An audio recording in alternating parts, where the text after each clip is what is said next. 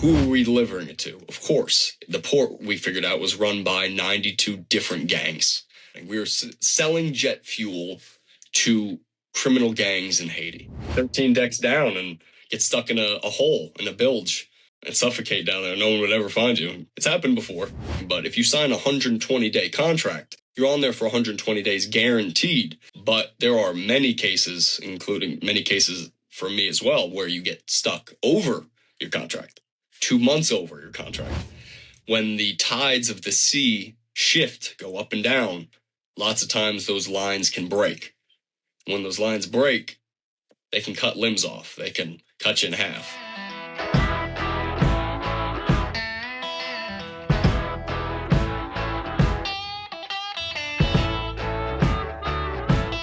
All right, welcome to Tales from the Ship. Dean Schrantz, a merchant mariner. How you doing today? I'm doing great. I'm doing great. Glad to be here. All right, man. Glad to have you on here. I know you're a professional sailor. I know there's the merchant marines. You told me merchant mariner also, which is what the person is. And basically, you're a professional sailor. I would imagine most people watch this have no idea about any of this stuff. So why don't you just jump right in and just tell us basically what's your job? All right. So I am a merchant mariner. I work on ships. These ships can be any type of job specifically. These are the big ships you see in movies that hold all the containers, that travel across the world, that deliver all your goods in the stores. That's how all international transportation of goods gets put to one place to another.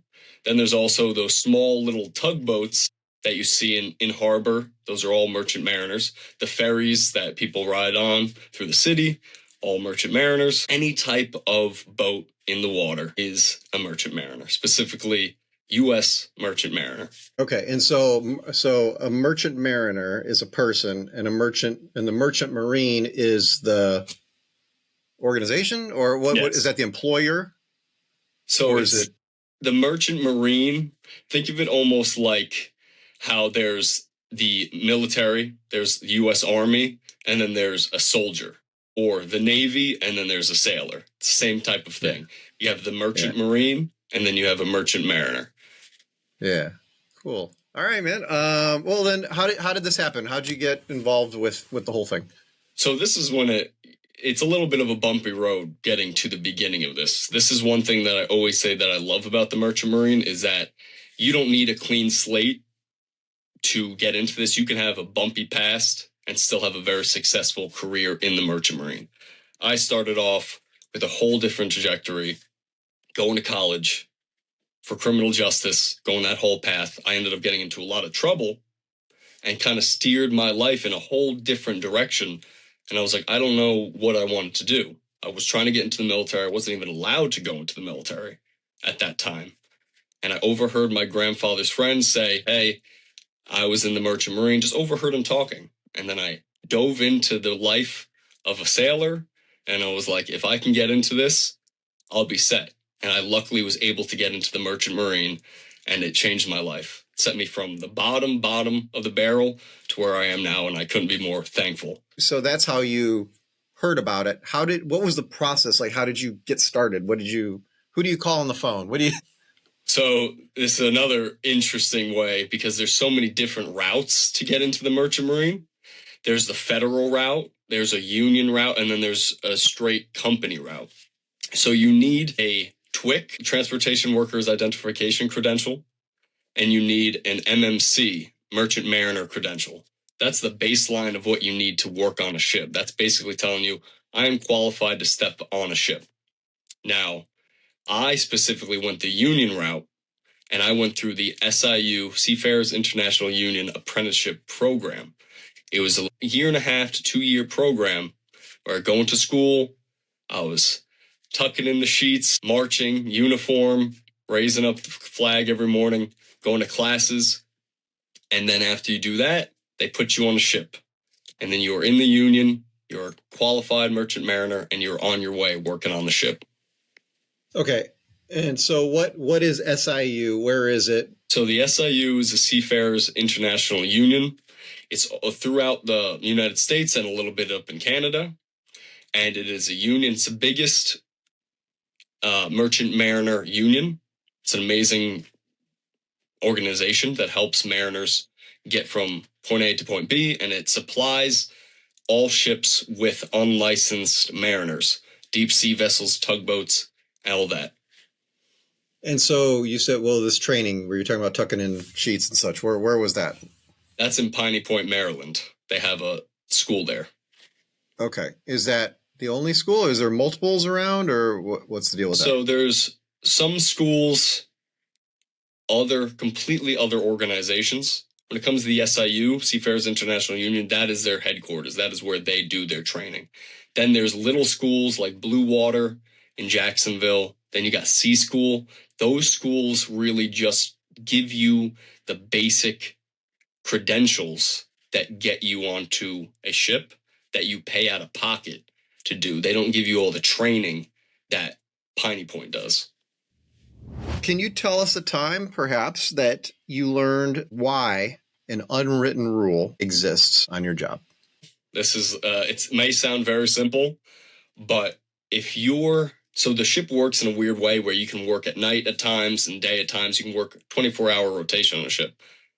The unwritten rule really is when people are sleeping, you got to be quiet. It's lots of times the living quarters on a ship, these ships look huge, but the living quarters are small.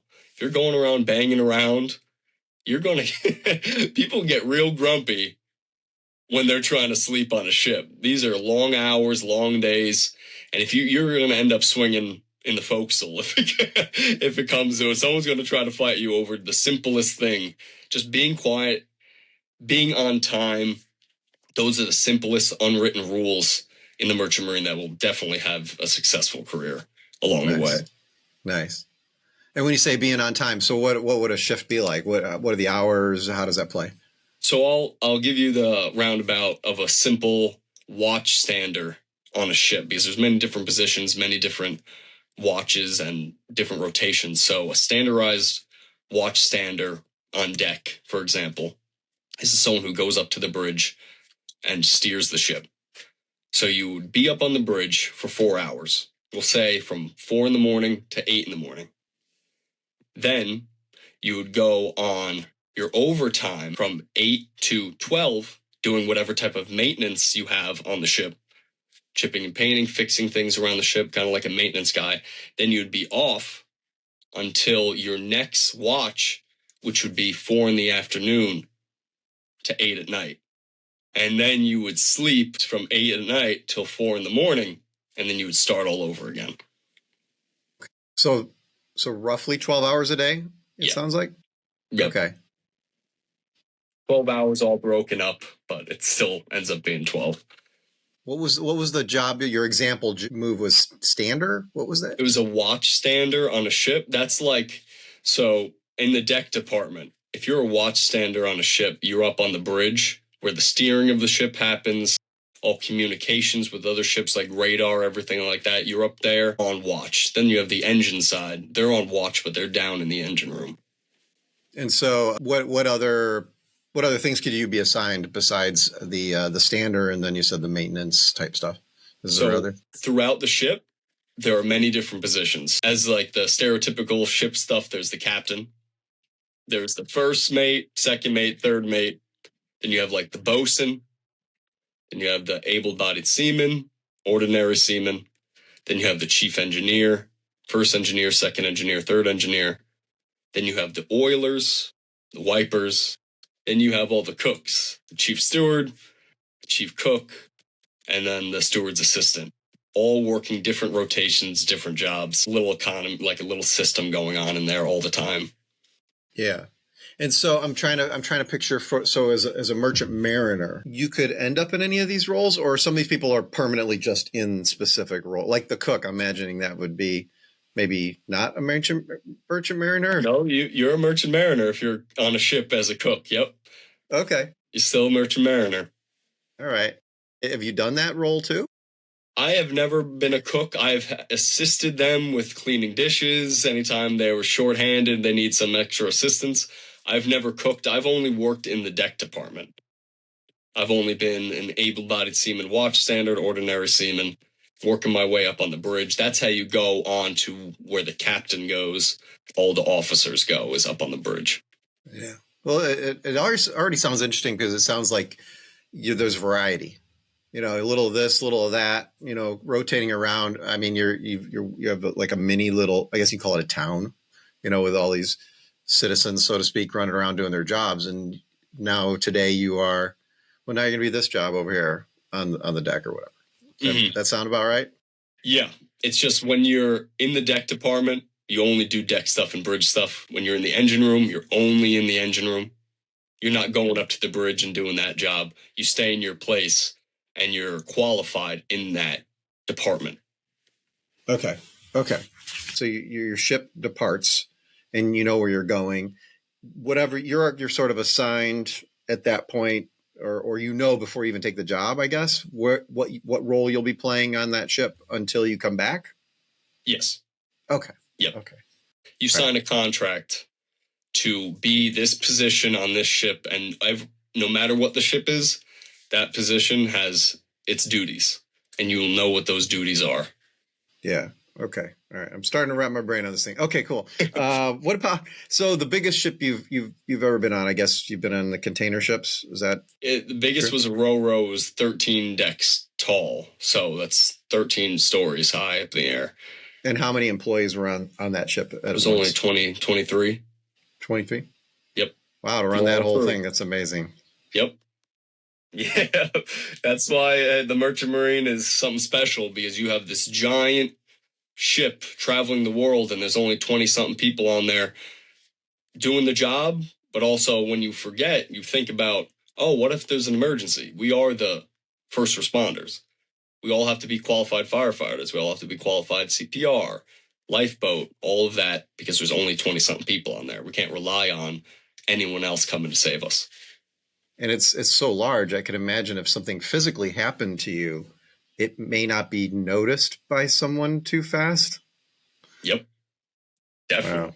Definitely. You So can be 13 decks down and get stuck in a hole, in a bilge, and suffocate down there. No one would ever find you. It's happened before. So. Jesus. Woo. We had a gentleman on here before. His name's Andrew. He's a marine biologist, and he was talking about how some of these ships from other countries that basically they have slaves on some of these ships. Like I remember, I don't remember what the country it was, but there was these guys waving to us on the back of a container ship. It was going down some river, whatever, and they were like, they're yelling, "We love America," whatever. And I can't help but thinking that these guys are on the deck. There's like, I don't even know, could they even leave this ship? I was told sometimes these guys are just stuck there forever. We can be stuck there. So overseas, other countries, whole different story. They're getting paid pennies to what we get paid. They are almost, sometimes in certain countries, slaves on there. They're stuck. That's might be their only option. But for us, it's not slavery at all. But we do sign a contract. Yeah. And by breaking the contract, it's something bad on our name. So you don't want to break your contract, of course. You're not going to go to jail or anything. But if you sign a 120-day contract, you're on there for 120 days guaranteed. But there are many cases, including many cases for me as well, where you get stuck over your contract, 2 months over your contract. You're like, oh, I'm going home at 120. I don't end up going home until 180 days have passed. Because you need relief. You need someone to come relieve you to leave. Because the ship only has 20-something people. Every person has a special job to make the ship run. So if you're down a couple guys, the Coast Guard won't allow the ship to do its job. Because they don't have the certain amount of people on there. So you need to get relief to be able to go home. Interesting. So the 120 days, is that pretty common? Is that long or? That's pretty standard in deep sea, the big ships. All different ships have different rotations. So inland, smaller ships, they have a lot of different rotations, like a month on, month off, 2 weeks on, 2 weeks off, 4 weeks on, 2 weeks off, all different types of rotation. But deep sea, the standardized contract is usually 120 days. Go home for 2 months, go back out for 120 days, and then go from wherever you want from there. Okay. I'm doing the math right. 4 months on and 2 months off. It's actually sounds pretty cool. I don't know. I would imagine with a family, it might get a little bit tough. Yeah. When it comes to the family, I've realized So I have a family myself, and I've realized the inland route, when you start having a family and you want to start keeping the career, but you want to settle a little more, having the even rotation of shorter hitches, month on, month off, 2 weeks on, 2 weeks off, life is a lot easier to keep control over. Yeah, I would imagine. Any scars, injuries, or habits that you might have received from this job so far? Oh, yeah. This is considered a decent, pretty dangerous job. Like I said, you're the only first responders there. You're 20-something people doing very hazardous situations. So big thing in the deck department is we work with rope, with line a lot. That's how you put the ship to the dock, is you tie it up with line. That's how you keep it on the dock.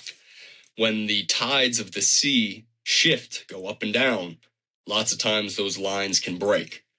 When those lines break, they can cut limbs off. They can cut you in half. That's very, luckily, I have not been involved with that. But there have been times when we were doing a ship-to-ship transfer, which is one ship pulls up to another ship, and they transfer, for example, the cargo, which was oil going from one ship to another, and we were tying the ships together with wire. So to get the wire from one ship to ours, we were using this rope to pull it up, and that rope snapped. That rope came whipped back and cut about 3 of us through our shirts, cut across our chests. If it hit a little higher, that would have been out. Cut your eyes out, cut your neck, whatever. But a very viciously fast line. That's decently common when it comes to working in this industry, is line breaking, line parting. That's always something that mariners talk about as keeping your distance away from lines when they're under tension, making sure your fingers don't get pinched under them, because many people lose their fingers. And it's just being aware of that in this industry is definitely something to keep on mind all the time. What's the worst injury you've witnessed? I mean, I've seen, that one was pretty bad. I've seen people get cracked in the head so we do a lot of crane lifts as well on ships. We always have cranes involved, and I've seen people get hit pretty badly with crane lifts, things that have fallen from the crane, big chunks of steel, things getting lifted uneven and whacking people down. Like, nothing so bad where people have died. I've heard some crazy, crazy stories, death. Back in not too long ago, before all the safety protocols have been around, it used to be 5-6 people would die every year with one company. So, we came a long way with the safety of the industry, but it's pretty common. I don't want to say that I'm used to seeing it, but it's common to see things almost happen, or minor injuries. When it gets too big, that's when everything gets shut down and everyone's got to take a step back. What about what about life insurance for yourself? Do you have it? Does the Merchant Marines provide some for you? Like, how does that work? Because I would imagine a regular life insurance provider is probably like, this is going to be really expensive for this guy. Like, what do you got? So honestly, when it comes to life insurance, I know the union has its certain things that I go through personally. Not every merchant mariner is union. Not every merchant mariner is federal. Some just do companies, and every company is different. The union has its own specific stuff when it comes to that, but I need to get a personalized life insurance. That is for sure. Because sometimes it can be dangerous. I don't want to scare anybody away. It's not life-threatening, but it's just one of those jobs that it can be dangerous. Yeah. Well, I mean, yeah, obviously you're not dying. People aren't dying often, but you have a family at home. I mean, with that loss of your income, obviously it's important to be able to help them out. Okay. What about habits? So I'm wondering about booze, drinking, maybe even drugs on the ships. You got any of that going on? So, I mean, we have everyone knows Sailors, Drunken Sailor, all those songs. Not much has changed through history when it comes to being a sailor. Our habits, our slang hasn't changed at all, but our habits really, they try to put these policies on us. It's an industry where a lot of people, I don't want to say struggle maybe with depression, but there are a lot of drinking and drugs in this industry. A lot of people think, I'm over in this country, I can do whatever I want. They end up getting drunk in the port. The ship leaves them. That's, that's it. So a lot of the stereotypes with sailors definitely have stuck through time. Yeah. Yeah. You can't drink on the ship ever. This is only when you go to port. Yeah, you can't drink when you're working on the ship. Just when you're in port and you're off duty, you can get off the ship, go to a bar, come back. That's it. If you're a responsible adult. But if you are someone who ends up getting lost, getting in trouble, they're going to take away your privileges. They're going to restrict you to the ship, and they're not even going to allow you to get off the ship at that point. Yeah. So what's the longest that you would be out away from port, just out on the water? So myself, the longest I've been were a couple weeks. So a normal transit across the Atlantic is usually 12 to 15 days, which really isn't bad. But there are some ships. That's 12, faster than I would imagine. How fast are you going? How many knots? We're going like 16 knots. 1.6? Yeah, 1.6. Yep. Okay. Go on. Yep.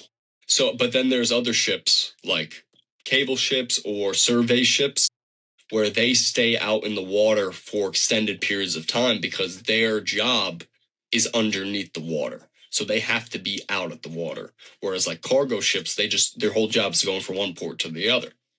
So these cable ships, these survey ships can be out there for like 2 months at a time out on the water. Just never seeing land for 2 months. That's a long time. Yeah. Man. Okay. Yeah, I guess I'm getting my brain wrapped around on the whole booze thing. Like, so you're out there for 2 months. Like, it's like, I would imagine someone's sneaking something on there. I mean, I don't. % I guarantee it. I guarantee you a lot of people are sneaking stuff on there. They know when they're going to go out. So they're definitely bringing some stuff on board to hold them off for the next 2 months. Yeah. Do you guys get drug tested? Yes. Yes. Okay. Coast Guard drug tests us. Okay. Interesting. Yep. Just to even get into the Merchant Marine, you need to be drug tested. Yeah. But once you're in, after that, you still could have random drug tests. Yep. Okay. And then I would imagine also if there's an incident, an accident or something, they're going to. Okay. 100%. Yeah. That's the way it is for air traffic controllers, which where my background. So you don't get a lot of random drug tests, but if there's a crash, you're going to have to pee. And they're going to check for alcohol too. So whatever. Anyway, how about workplace horror stories? We already talked about the injuries that you saw. Is there any other workplace horror stories that you've experienced or noticed? A lot of people would consider this a horror story. I wouldn't really because I'm used to it. But being out at sea in the storms and to the point where you're bouncing off the walls because the ship is rocking so much, you can't even keep your food in front of you because the plate slides off the table. Everything's slashing all over the place. And then the power in the ship goes out. All black. You lose steering of the ship entirely. You lose all control of everything. And you're just out in the middle of the ocean getting taken by waves out at sea. Like, to me, that's not a horror story, but I can imagine some people would be like, this is messed up. It sounds absolutely like a horror story. So when you say black, I mean, I would imagine, is there emergency lighting that turns on at that point? Hopefully. The engineers have to be on it quick. That's one thing you got to respect about the engineers is we talk about all having to be first responders. They are really, when it comes to that engine, they're on it. There's panels all throughout the ship that go off in their rooms that go off at any time of the day. If there's anything, they got to get up and go. So if the power goes out, they got to be on it right away. So when you said a engine or a ship has gone dark because you've lost everything, is there a word for that or a phrase? What would you call that if that happened to a ship? Usually it's just blacked out. We blacked out on the ship. Yeah. What's the longest time period that you've ever seen a ship blacked out? Luckily, it was only a few hours. When that happens in the middle of the ocean, it needs to be quick because a lot of things can go wrong. You lose control of the ship and it takes the side of your ship, the waves, capsize them. Not good. So you need to be pointing. I mean, so is that true? So you need the ship pointing in certain directions so the waves aren't pushing directly on the side. Is that? Yeah. Yeah, you need Okay. to, the hull should be cutting through those waves. A lot of these ships are so big where they're not getting affected at all by these waves. And the mates do a very good job with avoiding bad weather and everything. So it's a whole system that ends up working, but so many things can make it go wrong. Like if the stability of the ship is screwed up at all, the ballast of the ship, if the proper amount of water isn't in the ship to balance out the cargo and the floating of the in the ocean, you can capsize pretty easily. A lot that happened to many ships over, I think it was over in South Carolina over there. They have a turn going into their port, and a lot of those car carriers are tall and they're square. They're very awkward looking. And they would take a turn, and the stability of the ship wasn't properly measured. The ballast wasn't properly measured with the cargo, and they just flipped on the turn. And they just, boom, went on straight onto their side. So it's, yeah. Hey, sorry for the interruption in the video. I just realized that Dean's video is going to go out after the Iran Hormuz stuff has started going down, and we don't talk about it in the video. So he's going to come back on, do an addendum video. Hopefully, I'll put a link to it up at the top of the page. Thanks. What about the worst day? What would you say that was? So, worst day. So, on a cable ship, the way it works is you have to run these long cables out of this spool into the ocean. They need someone to sit down in this hole and watch this wire, this cable, go out of the spool and make sure it doesn't get tangled. So, really, the worst day was they tell me to go down there and we're going to do hour rotations. You sit down there for an hour, then you come out for an hour, and someone else will be down there. I sat down there for 8 hours watching this thing just go out for 8 hours. And I'm like, man, I miss lunch. I miss this. I miss that. And I sound like I'm complaining. Worst day as in just insanely bored and hungry at that point. You know, did they forget you were there? Yeah, or I think something? they completely forgot about me is what I think they just completely forgot about me. Everything else, it was just one of those days, I guess. We're like, oh yeah, we were super busy. I'm like, I know you weren't super busy because the cable is what we're doing, and I'm sitting here watching the cable. But it's just one of those things. The job never really has too horrible of days. That's one thing I can say about that. If you enjoy being outside on the ocean, then it's hard to have too much of a bad day in this job.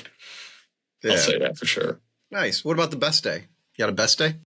Nothing beats going to a foreign port after a long ride across the Atlantic Ocean. Going from the east coast of the United States over to Sicily, Italy, and knowing you're going to be there for like 10 days, that's hard to beat. And you're like, man, we just get to go out and enjoy this. And the captain says, guys, go out, enjoy it. Actually, a specific really good day for me was we were up in Newfoundland in Canada, and we were out doing ship-to-ship transfers for weeks straight without going to land. And we were all kind of just losing our mind at that point. And the captain finally broke and was like, all right, guys, you guys can go out. We're giving you 24 hours off completely. And I was like, this is what I needed. Everyone got a rented car. We stayed out all night. We didn't come back to the ship till the next day. So that was a perfect day when you're like, we did our work, but now we get treated. And if you have a good captain, they'll treat you right. Do you know of specific captains that are like, oh, I want to be on their ship, and you aim for stuff like that? Yep. I have a captain that I will always want to work with again. And I keep in contact with him. And if I ever go deep sea again, I plan to work with him because it was great time. It changes everything and how your leadership is on a ship because it's just chain of command. So if you have a good leader, the whole ship runs properly.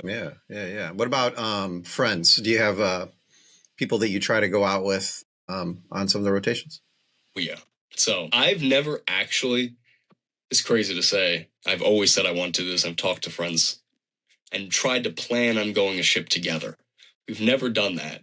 But one thing that I do love about this industry is making friends on the ship because you're almost obligated to. You are on the ship with 20-something people for months at a time. You're either a sociopath or you're making friends with these people. Like that's really it. Those are your two options. And you end up being really close with these people and get to go to these other countries and do these hard tasks together. You end up getting really close. And That's something that's really awesome about this industry. Yeah. It almost makes me think of the military, kind of like when you're in the military and you're sent here or there and might as well get close. Yeah. Yep. You're basically just stuck in this place, and why not just make the best out of it? Yeah, right on. All right, Dean, what about, is there any way that this job has made you a harder or more cynical person, or maybe the opposite, like more hopeful, more positive? I would say there is a little bit of both, honestly. I've had the reality check of the industry hit me a little bit. So a lot of people come into this industry with the idea of the fantasy of it. I'm going to just be on a ship and travel the world, go to all these countries. Sometimes you do that, and that's part of the job. You get the privilege to do that, like I have been to 20-something countries in a year. But then there's the other side of it, which kind of like you get stuck on a ship, and you end up going from one state to the other for 4 to 6 months. And you're like, man, I've only seen like this little oil field back and forth from New York to New Orleans. And that's all I've seen for 6 months. And you're like, man, this is kind of, and they're not letting us get off the ship. You're like, wow, this kind of sucks. But it's a job. That's what you signed up for. There are amazing aspects of this job that made me very happy and very hopeful, like going to Sicily, going to all these amazing countries that I'm like, wow, I didn't know a job was going to bring this experience to me, meet all these amazing people. And then it would trap you at other times will trap you in these horrible ports. I'll give you actually an amazing example. I was on a ship and I went to Haiti, and going to Haiti definitely makes you a little more cynical on just the whole experience, because you're pulling into Port-au-Prince and the ship is going through trash in the bay. It's filled with trash. They are literally throwing all their waste into their bay. There is nothing but trash. We're pulling up the anchor. It's covered in trash. These little boats are pulling up on us, trying to sell us goats for shoes and trying to make these deals with everything. We pull into the port. There's gunfights going on, burning buildings. We have to get armed security. These armed security don't even have shoes on. And it's just one of those situations where, like, one, I feel bad that people have to live in these conditions. And you wish you can help and you wish something would change, but there's nothing you can do about it. And you're like, damn. And of course, I'm restricted to ship because they would kill you if you go on into port. So we're sitting on this ship. We're locking all our doors. We can't let anybody in. And we're just sitting there watching these guys with guns, no shoes, look into our windows, trying to find a way in and trying to get food from us. And it's just one of those shitty situations that you have to deal with in this industry on occasion, because you go all over the world and not every port is good. I mean, Haiti's a failed state, so I mean, it's just a mess. What about the engines or, the rudder? Any issues with that, with all that trash in that bay? Luckily, and I say it again, luckily, we did not. Because that is not the place you want to get stuck. That is not the place you want to go under repairs.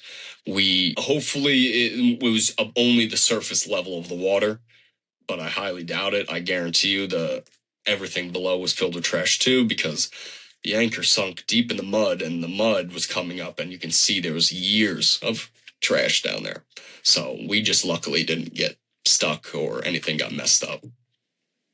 That was I guess I'm having trouble seeing what would be shipped in or out of there if the place is a failed state. I mean, is it humanitarian stuff or? No, this is when it gets a little crazy. Right before we got there they just assassinated their president. So who are we delivering it to? Of course, the port, we figured out, was run by 92 different gangs. And we were delivering jet fuel to these gangs. That's, as crazy as it sounds, that's what was happening. We were selling jet fuel to criminal gangs in Haiti.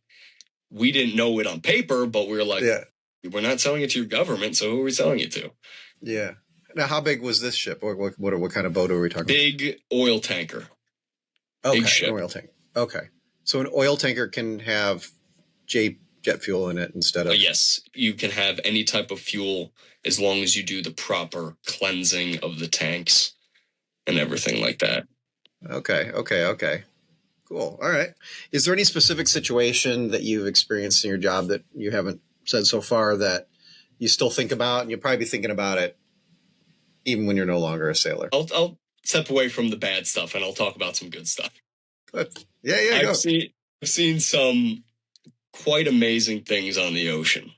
You see some beautiful things. Like we sailed through a rainbow, and I thought a perfect rainbow, and we sailed right through, and I thought that was one of the most beautiful things I've ever seen. I captured lightning hitting the ocean right in front of us, and I thought that was one of the most beautiful things I've ever seen. You see hundreds of dolphins jumping out of the water at a time, hundreds. It's just these amazing things. Like you're in the middle of the ocean, pitch black, there's no light, there's no nothing. You look up at the stars, there's so many stars. I would sit there and just watch shooting stars all night, one after the other. I'm like, wow, this is just so beautiful. And I wouldn't be able to get these things in a land-based job. That's just the reality of it. Like, what other job puts you in the middle of the ocean? I'm sure you've seen stars in a way that I would imagine at this point 95% of the people in the world have never seen. There's just no way. I mean, where I live, you can see a few. It's just you know what I mean? Like, that's amazing. I mean, really, it's really cool. Yeah. I will live with those images forever. And I'll be like, I would have never seen these things if I wasn't on the sea. Yeah. What about the Aurora Borealis? Have you seen that out there? I have not yet, and I really want to. There's another thing that a lot of sailors say that they see is when the sun first rises or when it first goes down, that green beam of light that shoots through the sky. And I asked old sailors if they've seen it, and they said they've seen it 100 times. So it's a very common thing when the sun's going down and the last bit of the sun hits the horizon on the sea, it shoots a green light across the ocean. And I would never love heard to see of that one. Yeah, it's pretty cool. I've heard it from many sailors, and I would love to see that one day. Yeah. Wow. Cool. All right. Okay. I apologize for this question. People say merchant marines are just sailors who can't make it in the Navy. Agree or disagree? Yeah, I actually hear the opposite. So a lot of people in the Merchant Marine who have been in the Navy say the Merchant Marine are better sailors, because how many people are on a Navy ship? A couple hundred. How many people are on a Merchant Marine ship? 20 something? And our ships, we're just moving the same ship. So on the bridge of a ship, there, like I said, that's where the ship gets controlled. That's the communication, the radar. If you go on a Navy ship, and we work with Navy ships all the time, and we see what they do. If you go on a Navy ship, there'll be 20-something people up on the bridge at a time. There'll be 2 of us up on the bridge on the Merchant Marine ship. We're doing the same job as you. We're moving the ship from point A to point B. And it's funny because I don't want to say there's an actual rivalry, because there's not at all. But I think it's funny when you say that, because they have so many more people doing the same job. They'll have 8 people doing my job. And I'm like, yeah. I would say quite the opposite. I think all Navy sailors are just training to be in the Merchant Marine at the end of the day. Yeah. What percentage of your coworkers were previous Navy? Surprisingly, not as much as you would think. But so there's the federal route of the Merchant Marine, which is the Military Sea Lift Command. And that is directly works for the Navy, but they are civilian merchant mariners, and they supply the Navy ships. So if you ever see a Navy ship on the sea and they never go to port, like those big aircraft carriers, they never go to port. A lot of times they'll stay at sea for months, years at a time. They get supplied from Military Sea Lift Command, which are merchant mariners. So we are always directly in contact with them. Interesting. The Military Sea Lift Command has a lot of Navy guys, but the Merchant Marine company side and union side, there are a lot of them who are just straight up, like me, strictly mariners. Yeah. I know we talked about it before. Your coworkers, you said, you're going to make really good friends. What else about your peers? Is there any other issues with, have you ever seen any getting fist fights? Like, what goes down with that? So there's a saying, meet me in the forecastle. The forecastle is the front of the ship. There's a little room under the deck. A lot of people say, meet me in the forecastle. That is when there's a dispute. You go up there and you'll fight it out. There are a lot of disputes in this industry because a lot of sailors, salty sailors, as you know, that's a thing, a salty sailor, are people who've been in the industry for a long time. And then this industry also has a lot of new people who come out of the academy but are in a higher leadership position than those salty dogs. And those salty dogs don't like to listen to these 22-year-old kid who just got out of the academy, but he's technically an officer, and the salty dog has been there for 20 years, and he's like, I'm not listening to you, you don't know nothing. But he's like, that's your boss. That's your chain of command. That's the officer. You have to. And there's lots of issues when it comes to that dynamic, for sure. First of all, how do you spell forecastle, and why there?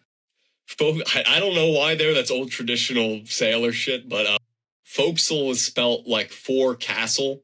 It's just Fore and then castle. It's pronounced forecastle because we don't know how to pronounce anything right, I guess. But everything we say on a ship is not right. That's just something I can tell you right now. So a castle in the front of the ship. Forecastle is just a room on the bow of the ship. That's all it is. It's just a little room under the deck where you might store mooring lines, you might store stuff, and that's all it is. All right, forecastle. All right, man. Cool. Okay, so the movie Captain Phillips, a lot of people have seen it. Obviously, that's your world. What would you say about that movie? Realistic, not realistic? What do you got on that? I think it's realistic in the sense of what they do to prepare for pirates and how they react to it. The only thing that's unrealistic is supposedly what I heard from people who know people who were on that ship was that Captain Phillips himself was scared shitless, and he told them that he wasn't the captain, that the chief mate was actually the captain. And he was trying to get out of getting abducted and that whole thing, and he was trying to put his chief mate under the bus about it. Yeah, this is, hey, I don't know if I'm going to get heat for it, but this is directly from somebody who was on the ship. So they were saying, yeah, he was throwing people under the bus to get out of that situation. So it was kind of, they always play the hero. I know Tom Hanks would never play that role, but the real reality of it is I think he might have been shitting his pants a little bit. I wonder if who knows what the original script was? I mean, I wonder if Tom Hanks, once they got him, he says, well, you can't make me the bad guy, so we have to change this. Exactly. I don't know. Yeah. Exactly. Interesting. Besides that, I mean, everything that they do with the hoses shooting off the side, because the Merchant Marine, which I think is kind of ridiculous, we are not allowed issued weapons because we do so much foreign trade. We're just tradesmen at the end of the day. We're giving things and taking things from other countries, so we're not really supposed to have weapons. That's what the military is for, but we're rarely ever with the military. And getting attacked by pirates can happen, and it used to happen a lot more than it does now. But as you can see in that movie, all we had to defend ourselves were water hoses, which is a little ridiculous. But it works. Like when we went into Haiti originally, we had to prepare for that type of scenario. So what we did, we put barbed wire around the railings, we pointed all our hoses off the sides, and we would put dummies around the ship to make it look like people were standing watch around the ship at all times. So there'd be like 3 or 4 dummies at different corners of the ship to make it look like we were constantly stacked. So like the owl that you have on your railing, so the freaking hawk doesn't come in. That's funny. Okay. So I have seen on the back of a lot of the large ships, the escape ship. I don't know, what do you call that ship that gets dropped into the water? What is that? The lifeboat. The lifeboat. Have you been in one of those?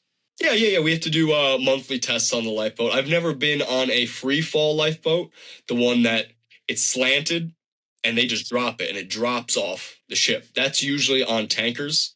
Not all tankers, but a lot of tankers have those ones because the ship can explode, literally. So they just want you to get out of there as fast as possible. But a lot of lifeboats are just on a simple davit, to where you manually hit a button, it brings it out, and it drops it down into the water. I've driven them before. I've been in them. You just have to do them. They have to pass the monthly inspection. You have to get checked, make sure everything's running, the motor's running, everything's good. If the Coast Guard comes and they check it out and it's not perfect, you're screwed. So, they'll make you stuck at that dock as long as possible if they don't like what you got. And then it's big enough for the entire crew to fit into, basically? Oh, yeah. Yep. The lifeboats on the ship needs to be able to hold every member. You might have one, you might have two, depending on the size of the crew, but standard cargo ships, like I said, of 20-something people, and you can all get into one of those lifeboats. They're big. They're bigger than they look. Well, I saw it in real life. It looked really big. Remember when I told you those guys were waving to us that I who knows, they're slaves or not, but they had one of those on the back of their ship. It seemed very large. What about supplies?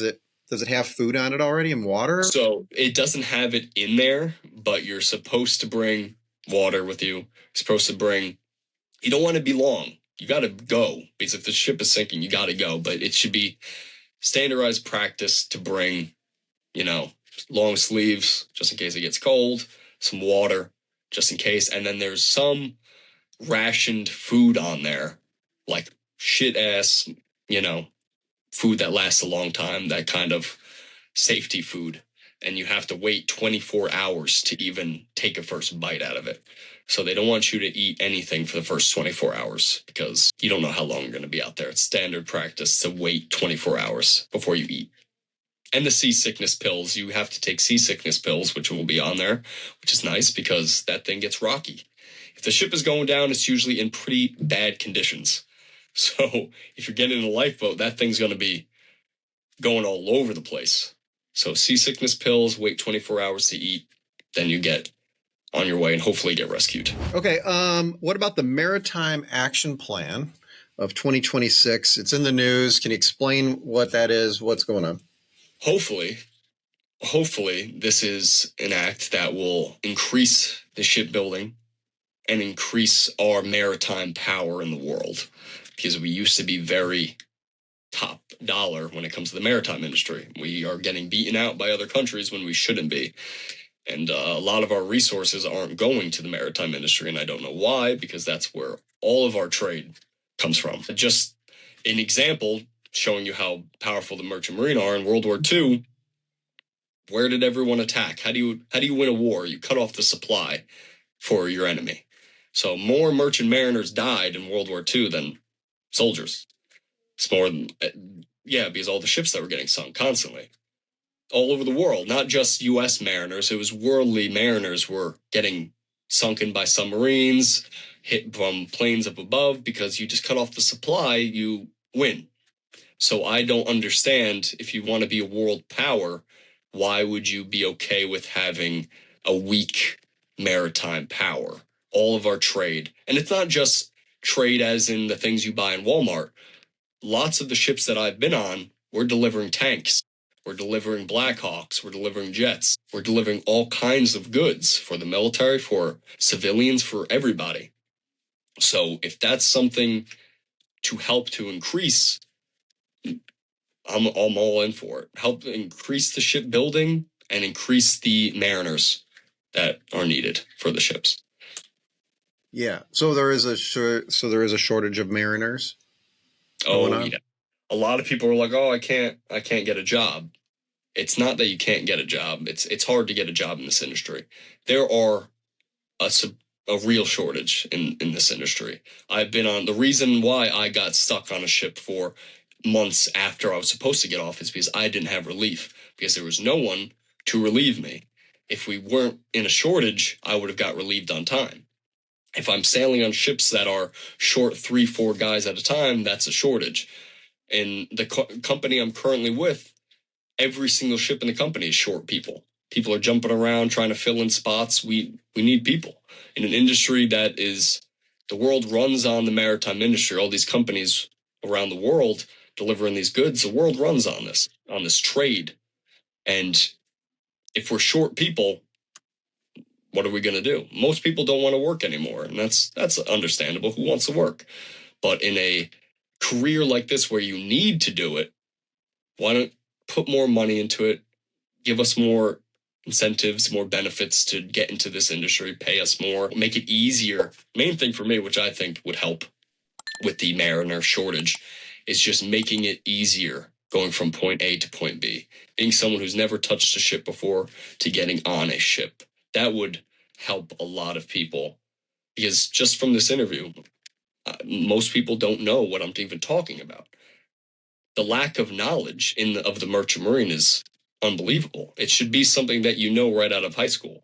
You should know about the military, you should know about college, and you should know about the merchant marine, because the merchant marine is it's an entry level position. You can be entry level, you can have a rough background, and you can get started in a career that pays very well, that is very important in the world, and that can be a long, fulfilling career.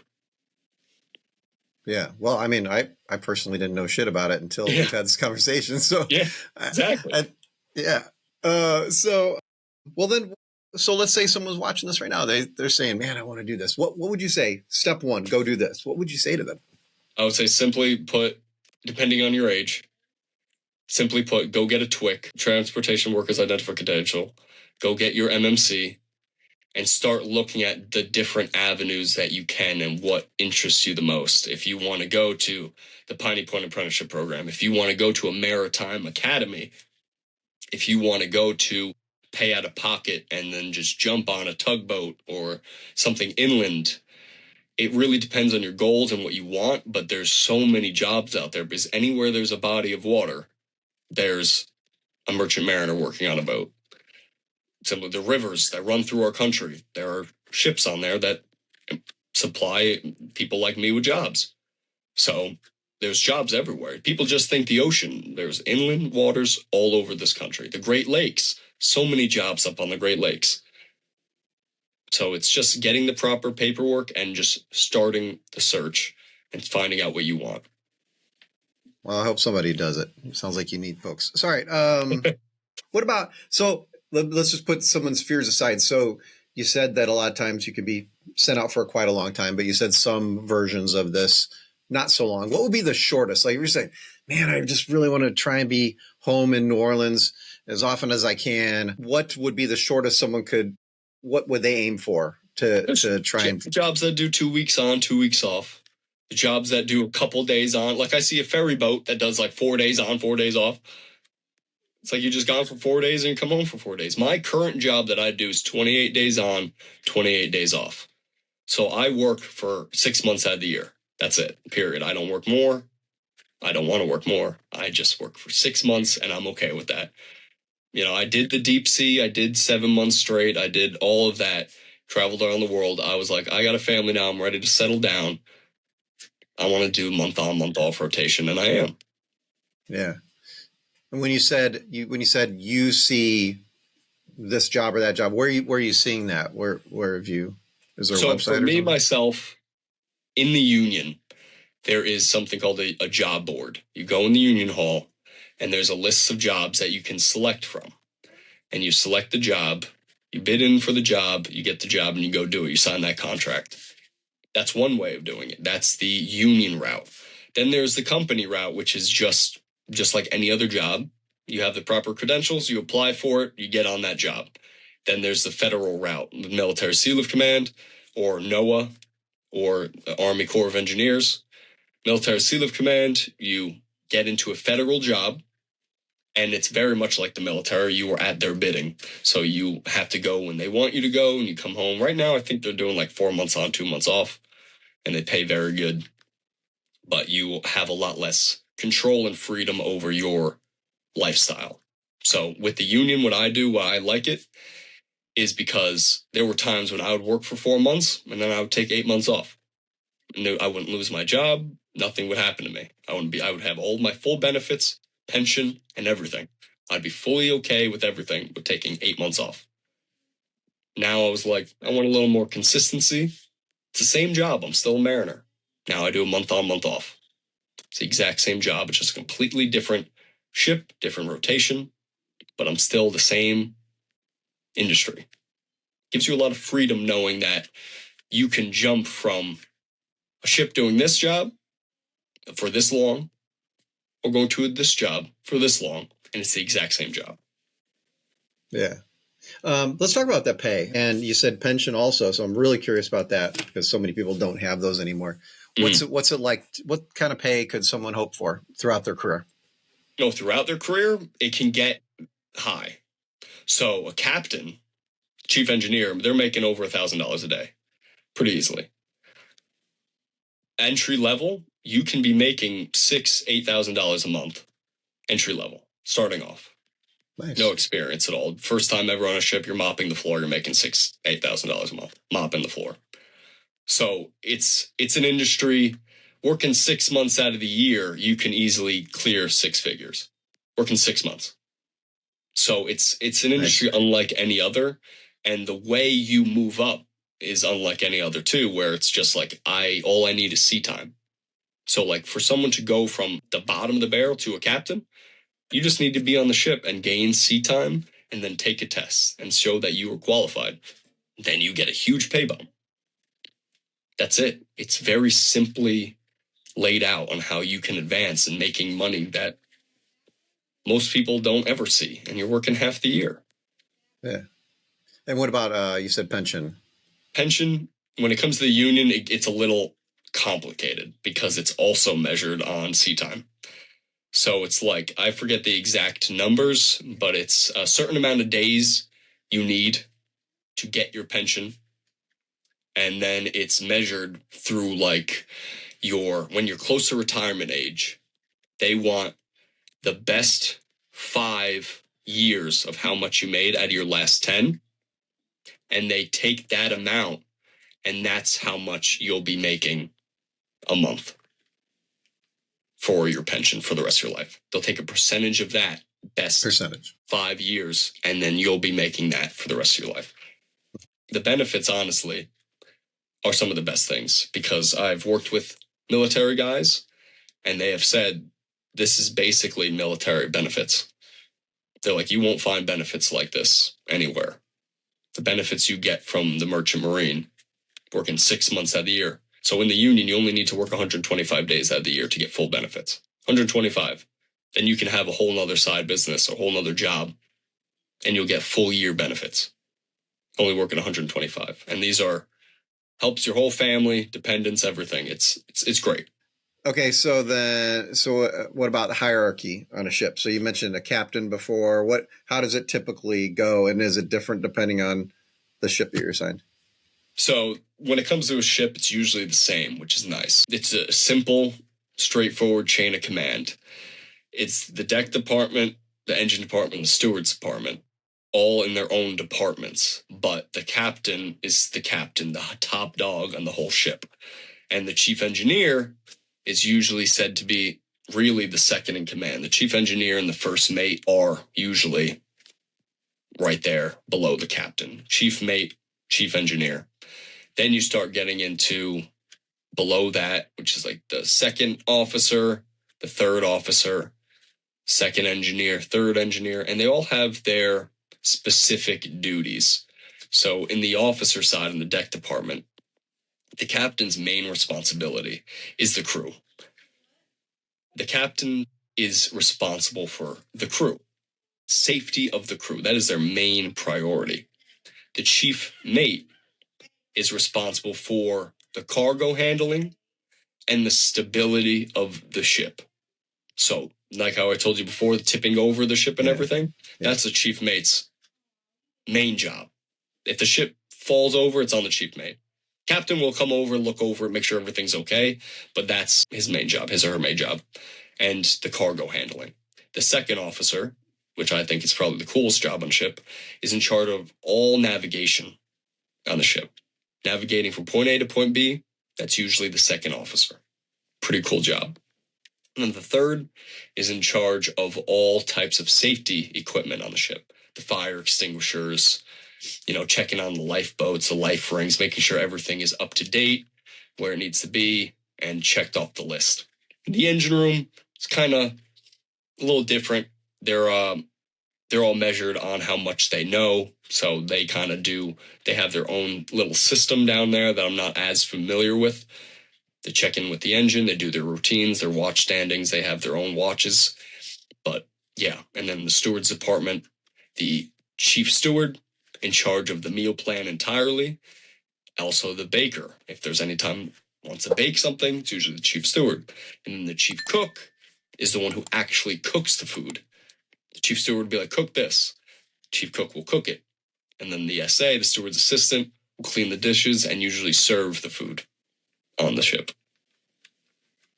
All right. Oh, man, that was very, very detailed. Love it. All right.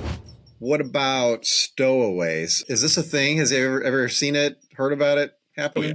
It happens a lot, actually. I haven't personally ran into a stowaway, which is pretty lucky. But we often, anytime we leave a foreign port, you usually do a stowaway search. You walk around the ship in groups and looking for stowaways. People can sneak on. There have been quite a few times where we knew people were trying to sneak on, and we stopped them and we told them to leave. And, it was a little bit of an issue, but we got them away. But there are many times when people find people stowed away, put them in the brig, a little jail cell, and you wait till you get to either the next port, you give them to the officials, and that's it. It's a very common, normal thing because a lot of people are trying to leave their countries and attempt to go somewhere better. And it's just, why not jump on this 13-deck ship, Yeah. I would imagine, yeah. Jeez. Well, when you were in Haiti, I would imagine I would have definitely been paranoid in that place. Yeah. If we didn't lock every single door, there was definitely going to be an issue there. All right, Dean, is there anything about being a merchant mariner that you could teach us in just a few minutes that you could explain how to do your job? So something that I always think is cool is mooring of the ship. That is when you bring the ship up to the dock and tie it up. It always seems simple, and it is simple when you say it, but it can get very interesting and it can get very sketchy. So when you're throwing out these lines, you use something called a heaving line, which is a line with a monkey's fist at the end of it. And you throw these lines down to the longshoreman, and you do these lines in a certain order because they all have a certain job. So you have these lines that are kind of in the midship of the ship called the spring lines.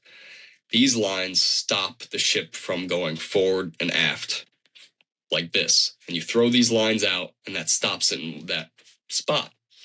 Then you go off to the offshore bow and stern lines, and you throw the offshore ones. That keeps the bow and the stern from going in and out from the port. Then that ties it down. Then you do the inshore ones. That secures it even more. And then you secure it with the breast lines, which really keeps it snug up onto the dock. And it's a system. It's a simple system when you just say it like that. But there are a lot of moving parts, a lot of lines, a lot of trickery. Like I said, lines can break. Those lines, those mooring lines that we tie to the dock, they snap, they can cut you in half. So it can get dangerous, and it can be times where you have to throw the lines out to a guy on a boat, and he has to pull it with his boat to pull it on to the dock. And I've seen this a couple times where the guy was flying too fast on his boat, lost control of the boat, the line pulled him off his boat, the boat went flying, crashed into the dock.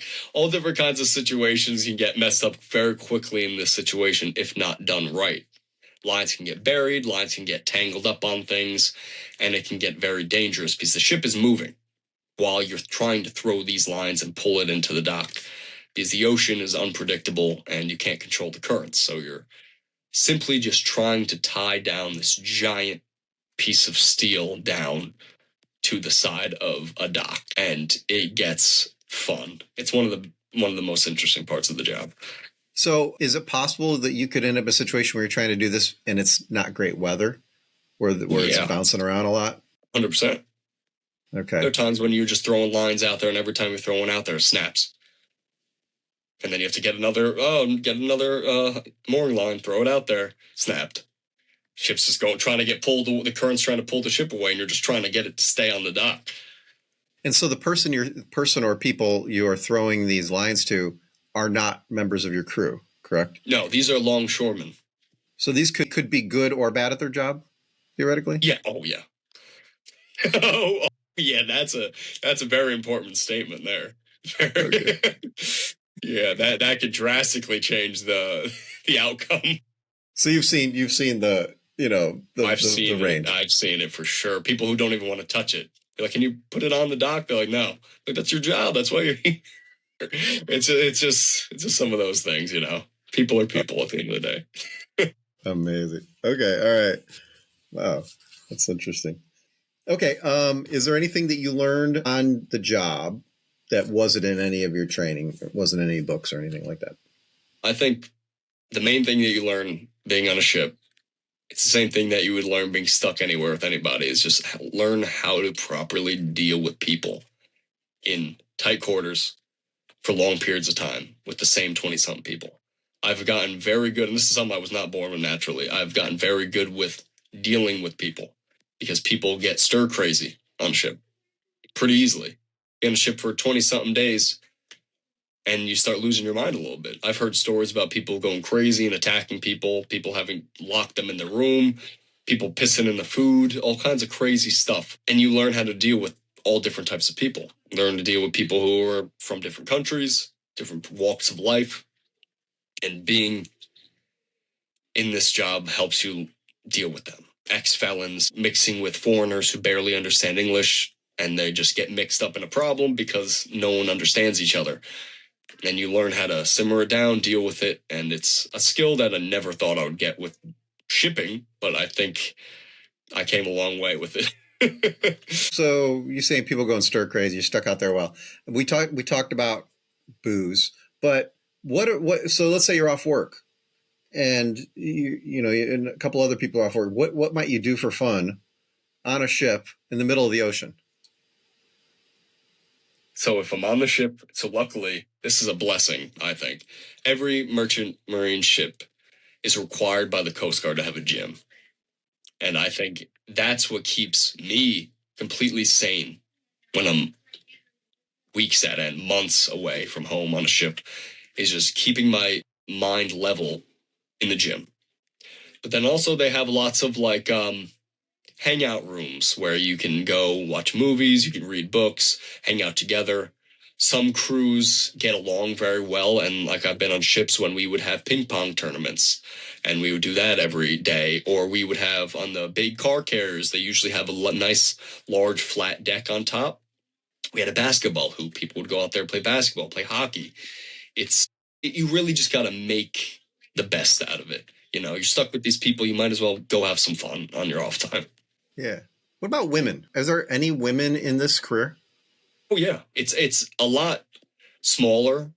It's a mainly male industry, but there are women, and I've worked with very, very good women. I've worked with a woman who was a captain. I've worked with, actually, there was on a ship where every mate on that ship was a woman, every single one, and I was like, this is pretty cool. You know, it's just they can do it. You know, there's nothing that's stopping them from doing it. It's just like it's not known again to the public. A lot of women probably don't think of after high school about going into the merchant marine. A lot of women, though, do get luckily shown, like I wish I was shown, the maritime academies, and they go that route. So it's just like anything else, any other job. It's mainly men, but there are women, and they do a really good job. Okay. Well, I can imagine being in the middle of nowhere for a long periods of time. You have the men trying to have sex with the women. I would say pretty common. It's definitely there. Lots of men have been fired. Lots of men have been completely thrown out of the industry entirely because of sexual harassment charges and issues that they just couldn't control themselves. That's always the biggest problem in an industry that's mainly men, is when you throw a couple women in there and who haven't seen land in weeks, what are they going to do? Of course, what a salty man would do by that time is make a fool out of himself and get fired. Very common. Very common. I've seen it on almost every single ship I've ever been on. Deep sea wise, yeah, definitely. Okay. But the women get, it sounds like we're saying the company or back up the women as far as they always back up. Yeah, they have to back up the woman. Definitely. The company or the union, whoever it is, They back up the women, they get rid of them. I've seen in some cases where they just get rid of both of them and say, you're both trouble. And just, you know what I mean? They just try to, I don't want to say they want to save their ass, but they do. You know, the company or the union, they do want to save their ass. And I understand that. You don't want to be on the front page for something. So, okay. It is what it is. All right. All right, let's talk about your hot take. I always like to ask this question. So in your career field, is there anything that you believe about being a merchant mariner that a lot of other people would disagree with? I feel like, now, I do think this is a hot take, but I have met people who agree with me. I think the barrier to entry when it comes to certain things are sometimes too low. So I love this industry for the fact that you can have a clean slate, you can have the worst slate, you can have any type of background and still get into it. I love that. But at the same time, there's a couple different routes to getting into it. And there's one route where you can literally just go to a place, pay out of pocket, get their credentials, and get on a ship. I'm not the biggest fan of that route because there is no barrier at all. And I've worked with a lot of those people. Not everyone. A lot of those people are great too, but some of those people are not the best. They don't do anything. They literally just stand there and walk around and get their paycheck because there's no one really watching them 24/7. And I think there needs to be a little bit of a barrier to entry for that sake. Like the military has, I don't want to say there needs to be a boot camp because I don't believe there needs to be a boot camp, but there needs to be some type of shortened, more skilled school that you can go to learn the trade a little bit more that will fizzle out the people who don't want to really do it and will get the people who actually want to do it and who deserve it. Because a lot of people get it and they don't deserve it. And they end up leaving after a hitch and you're like, man, this job could have been given to someone who deserves it, who would have been a better candidate long term. Yeah, basically. So I'll break down the couple routes here. There's the Maritime Academy. That is a full-on 4-year college. The Maritime Academy. You go there and you go to college. You get a degree and you either become an officer or an engineer. That's an amazing route. I think that's top-notch. Then there's a route that I did, which was the SIU apprenticeship program, which is like a 1.5-year trade school.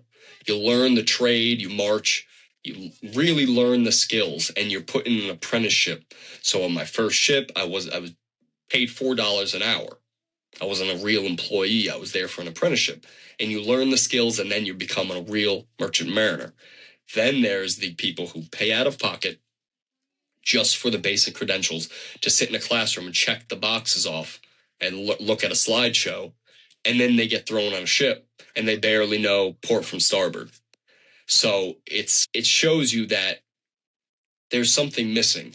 I do believe it should be easier for people to get into the industry, like access-wise, but it should be easy to access that barrier, but still have to go over that barrier the same way as everyone else. And that barrier needs to be a little harder in the sense of training-wise. People should be trained a little better before getting on a ship. So this person, they get hired, they show up, the captain doesn't know them, right? No one on the crew knows them. Now they're on, and you just depart. There's not like a much timing between hello and goodbye, right? So you're on your way. And so then the captain, I guess, would at some point be told or realize that person doesn't know how to do anything. And then they just, what do they do then? That's exactly what I'm saying. The entry level position, I get that it's entry level, but there's only 20-something people on a ship. You are put out there with no knowledge or skills, and I get that you're entry level, but you should be taught a little bit more than a lot of those people are before becoming an entry level. Like the SIU apprenticeship program, it's great, but I think it's a little too much for an entry level because once you finish it, you're not entry level anymore. You are a step above entry level. There should be a little thing in between the apprenticeship program and the people who pay to where it's like, I'm paying for a couple weeks of training, but I'm actually getting training. I'm learning how to do the hands-on work because it's all hands-on work. You're not going to be sitting in front of a slideshow ever when you're on a ship. learn how to do the basic material, learn how to navigate a ship properly. That should be the system that people use to be proper entry-level positions. Yeah. I mean, it seems to me that it would be a safety issue. I mean, you're, in a way, I mean, to a certain extent, you're relying on your coworkers. Do you call them coworkers? What would you call Crew them? Crew members. All right. So you're relying on them for your own safety to a certain extent, right? That they're going to do what they have to do at the right times to help, you have someone you don't know what they're going to do. I'd be worried about my safety. Yep. 100%. 100%. I'm with you on this. I'm joining this hot take. Yeah. Once I bring that up to people, they usually agree with me. Yeah. Right on. Okay. What about a personality type? You got a specific personality type that tends to gravitate towards this career? I think people who don't mind working with their hands, don't mind getting dirty, the people who don't mind the isolation and are good with working with all different types of people. You got to be adaptable. You got to be flexible. Those are the best type of people, because I always say this industry changes with the sea.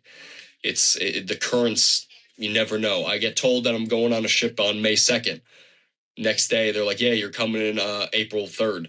You're like, okay, I you know what I mean? I had no idea. Like, they just change it. You got to pack up and you got to go. You get told I'm leaving after 120 days. I end up leaving it after 180. You got to be flexible to the ever-changing environment that is in this career. Yeah, man. Okay. What about maybe the flip side of this? Is there any type of person you would think this career is not for, besides being not flexible? Is there anybody you can picture in your head that, yeah, you might want to stay home? The people who are very comfortable with being comfortable, those people probably shouldn't be here. Like the person who is like wakes up out of their bed, loves their bed. Yeah. The people who wear a suit, nothing wrong with wearing a suit, but like, you get dirty. You wear coveralls. You're working with your hands. You're getting splashed by the ocean. You're in a random bed every time you go on a ship that hundreds of people have slept in before. These are all, you're in an environment that you're not at your own home. People who don't like being away from home wouldn't be good at this, because this is the complete opposite of a homebody job, is you are away from home. If it's only for 2 weeks at a time, but it's still 2 weeks at a time. A lot of people are like, wow, I couldn't imagine being away for 2 weeks, let alone 4 months. So. Yeah. I think that's obviously a deal breaker for some people. I totally see that. Yeah. What about after being a merchant mariner? Is there any other careers not on a boat or a ship, not on a ship, that this job might lead to? Specifically, which I always tell people a lot of the time, engineer route is an amazing route, because you learn so many skills that can be translated to land. You're an engineer. People with an engineering degree, I know lots of people who leave and work on power plants. They leave as electricians. They leave as, pumpmen and all different types of requirements. That's an easy translation over to land. Then you get on the deck side, you have logistics. You have all types of you can work on the shore side of the merchant marine. You can work on the longshoreman department. The people who are handling the cargo on the land side, that's easily transferred over. And then obviously the cook. You can cook anywhere. Yeah. A lot of those skills can transfer over if you find the right job. All right, let's say you're on a ship with somebody, they're brand new, they've never been on a ship before, first time. Is there anything you would tell them, definitely do this or definitely don't do this, that you can think of? Definitely learn the ship quick. Like, learn the layout, the basic layout, because you can get lost pretty easy. And ask a lot of questions. Don't try to act, because every time you go to a new ship, you're on a new ship. The layout's completely different. So you have to learn it out, and you have to ask questions about the ship. So when you go on a ship, there's something called a fire plan. There's something that really shows you your duties on a ship, what fire station you're going to be at, what fire gear you're going to be at, what lifeboat you're going to be at. All these different aspects of getting onto a ship, your safety plan. You have to learn all the jobs that you are required to do. You can't just be on a ship, oh, there's a fire, I'm going to sit in my room. You're most likely going to go get in a fire suit, hook up the hose, and go put it out. So you got to know how to do that day one. That's a requirement of you getting on that ship. It's a requirement of you of knowing where the lifeboat is and reporting there and knowing what to bring. So it's just learning the layout of the ship is the simplest thing you can do to really get ahead of everyone else. When you go home, so you've been gone for a few months. Is there like a decompression time where you're kind of changing back from being sailor Dean into a normal 100%. Person? 100%. Now, it's not as bad as it used to be because now I'm on these month on, month off rotations. But when I would go deep sea, I'd feel like I was completely lost. I would be like, I couldn't sleep properly because the bed wasn't moving. That's how it would feel. Like the steady rocking of the ship, I would get so used to sleeping like that I would be like, I can't sleep. Or there's always a hum on a ship. There's a constant hum because you're moving. So like that steady hum, I would be like, it's too quiet. I would have to put something on in the background. It's the simplest things of living on a ship. Once you live on land, everything's a little too still on land compared to what you're used to. Yeah. So you win the lottery, boom, you're rich. You going back? You're not going back. So I'm going to be honest with you. There's certain types of ships that I've always wanted to do that I say I would do if they paid me or not. They're research ships, and I'm going to do them one day. I just need to work up the ladder in a position, in an officer position or a captain's position before I go over there because they don't pay as much, and I'm okay with waiting on that. But I would do those ships if you paid me or not. The ones that go to Antarctica and explore Antarctica, I would do that if you paid me or not. 100%. The ones that travel and follow whales through the world, I would do that if you paid me or not. It's amazing how some of these ships do things. Like there's a federal agency called NOAA that do these research ships that do such amazing things around the world. And I almost joined them, but the reason I didn't is because their rotations are too much time away from my family. I couldn't be away from my family for 8 months every year. I just didn't want to do that anymore. 6 months is where I max out now. So it's a research ship facility, and it's an amazing, amazing organization. And I would do that in a heartbeat. I said, if you guys do a month on, month off, you would see me tomorrow. Like there'd be no question. I don't care how much you pay. But the fact that they're doing 2 months on, 1 month off, I said I couldn't do that. And that's just how I feel about it. But there's research ships that work for universities. So universities all over the country have their own research ships, research fleet. And those ones, you can go on for a few weeks, few months, do a hitch just to fill in someone's spot. And I would do that even if I got the lottery, 100%. Nice. You made me think of the, I really someday, I don't think I can afford it, but the Viking science ships that you can pay to be on. They depart out of Minnesota and go all the way to Antarctica. And basically you're just stopping at different ports the whole way down. They got the submarine on the ship. You can go out on the submarine. They got ATVs. You're out on that sounds, but it's like $100,000 a person for the trip. Yeah. But if you get paid to be on there, I think that'd be probably pretty cool. Yeah, I would go on one of those research ships in a heartbeat, 100%. They're just so cool. The experiences you do on there is unmatched. Yeah. Yeah, that'd be awesome. Why don't you tell us about your YouTube channel? That's how I found you, at Sailor Dean, and then Sailors Connect. You want to explain what that is? Awesome. Yeah. So I started the YouTube channel, Sailor Dean, was strictly to help people get into the industry because the knowledge of this industry is vastly unknown that I've learned. And I found that what I needed was just a little bit of guidance at the beginning because I knew nothing. So I started my community, Sailors Connect, which is you'll see it in my channel. It is a community filled with amazing people who all have the same goal with just getting into or advancing in the maritime industry. But you end up staying because of the amazing people. I can't believe just how awesome the people are in this community because they're all just people simply helping other people in the nicest way. You go in the classroom, you see all these courses, and it gives you straight up guidelines of how to get into the industry. We have job boards where you can find specific jobs and we help you get those jobs. We have weekly calls where we talk to each other every week, ask any questions we have.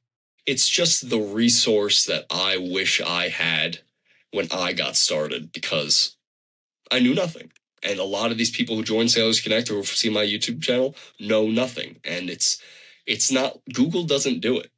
I'm going to be honest. Looking up things on Google, they won't answer half the things that you want answered. When you ask people who are in the industry, and you have hundreds of people in different aspects of the industry, that's what helps you the most, because this industry is unlike any other. When you want to be a cop, you go to the academy, you become a cop. When you want to go into the merchant marine, there's like 15 different things that you can do to get the same job. There's 15 different avenues. You want to go inland, you want to go deep sea, you want to go the Great Lakes, you want to go to an academy, you want to go to the school apprenticeship program. It's like all these different ways of getting into the industry or staying in the industry or getting the simplest job that scares people away from it. The number one thing why people don't get into this industry is they just give up too quickly. It's a long process, but it's a process that's so worth it, because I work 6 months out of the year and make more than most. That's just the reality of it. And there's no jobs out there like it. I've worked 125 days out of the year and was off for 8 months by choice. Or I can work for 12 months out of the year if I wanted to, all by choice. There's no industry in the world where you have that freedom of choice. And I just want to help people realize that there is an option. College, military, and the merchant marine. I believe those are the 3 options you should have in your brain when you're leaving high school. And Sailors Connect is just the simplest way to learn about it. The easiest way to connect with people, make solid friends, and learn everything there is to learn about the maritime industry. Very cool. Very cool. I am curious about a little thing you said in there about you can go out as much as you want. Are there some people that almost like someone who wants to go back to prison, like someone who just says, I'm never not going to be out there? Is there people like that? I know a guy, called him Frank the Tank. He only lived on ships. They would kick him off at a ship. Technically, you're only supposed to be on there for so many months, like 10 months, I think you're allowed max. And then they're like, okay, you have to leave. Then he would grab all his belongings that he owns, go straight to the union hall and get on another ship. And then he would stay on there for 10 months. And we asked him, why does he do that? He says, I don't like land. I don't like that life. I want to be on ships. He would buy shelves, put them up in his room. He would live there. He would move in. He would be living there for as much as he can. And he's been doing it since he was 16 years old. So he is a full-on sailor through and throughout. So, yeah, there's people who do it. Amazing. That's real interesting. All right. Yeah. All right. Final question. What is a secret that most people don't know about being a merchant mariner? This is a very cool topic that I learned only after being in here, is you can live anywhere. This is one of the perks that I always tell everybody. You can live anywhere in the world, not just in the U.S. If you want to be a United States merchant mariner, you can live anywhere in the world. I know plenty of mariners who live in the Philippines, in Thailand, in Japan, who work on the same ships as me, getting paid the same amount of money as me. They're registered, they are U.S. employee in the merchant marine. But because they only have to work so many months out of the year, you can live anywhere. So if I wanted to work 4 months out of the year, then take the 8 months that I have off and go live in the Philippines for a penny to the dollar, I could do that. What other job can you do that and keep the same benefits, keep the same pension, and be anywhere in the world? And then fly back and get your job again? That's an amazing, amazing opportunity, amazing secret that I was like, you live in the Philippines? And he was like, yeah. It's like, all the time? He's like, yeah, my whole family lives in the Philippines right now. It's like, what are you doing here in New York? It's like, this is where I work, but I don't live here. I'm only here for not even half the year. I'm like, wow, that's amazing. That really is amazing to be able to do that. An opportunity that allows you the choice, the freedom to live anywhere, to work when you want, what jobs you want, and all be in the same opportunity. So yeah, that's definitely a secret that I thought was amazing that I learned once I got in here. That is cool. Could you take a job that is a one-way trip, or do you have to come back to where you came from? So it's not that you have to come back to where you came from, but usually, well, it's actually a couple different ways that it can be done here. So if you get on a ship and you get relief, say if you get on a ship in Jersey and you get relief in Europe, somewhere in Europe, and they allow you to, which they will, you get relief there, you can just go and be in Europe. You know what I mean? You can say, I want my, so they'll always buy your ticket. That's another thing. They'll buy your flight home if they want you to. They'll buy your flight. But then if you want, you can say, I want the cash in lieu. They'll give you the cash that they were going to buy your ticket. And you're like, here's the cash. Be like, cool, I'm going to go stay in Europe for a few weeks. So it's pretty cool. Yeah. So an easy way a cheap way to travel, sort of, I guess. Yeah. Yeah. The opportunity is there. Like there are times when I've had to fly back to the States from other countries, and I could have chosen just to stay. Definitely. Good. All right, man. All right, Dean Schrantz, Sailor Dean. Hope everybody checks out your YouTube channel and your services. Really awesome. I learned a ton. I really appreciate you being on here. Awesome. I appreciate you having me, man. This was great.